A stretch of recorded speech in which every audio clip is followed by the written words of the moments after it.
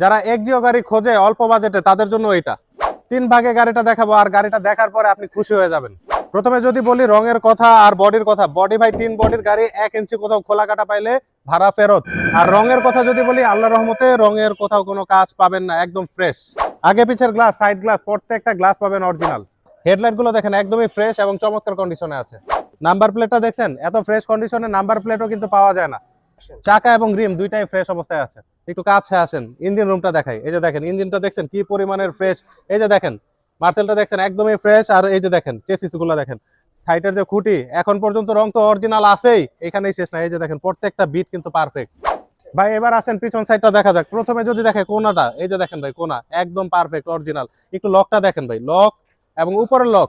এই যে দেখেন এখানে যে বিট গুলো আছে প্রত্যেকটা বিট কিন্তু অরিজিনাল, এখানেই শেষ না। সিএনজি সিলিন্ডারটা দেখছেন 60 লিটার সিএনজি সিলিন্ডার, এবং ভিতরের কন্ডিশনটা একদম টোটালি ফ্রেশ।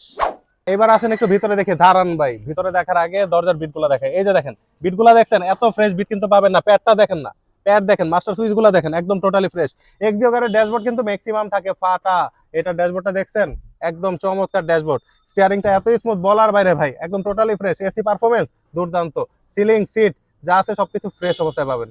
মডেল হইতেছে 2007, registration 2010, A to Z original. এই গাড়িটার পেপারস পাচ্ছেন 25-26 সাল up to date. First party মালিক, সাথে সাথে নাম পরিবর্তন সম্ভব। মাত্র 12 লাখ টাকা চাওয়া দাম, আসেন 12 ভাঙিয়ে বিক্রি করে ফেলবো।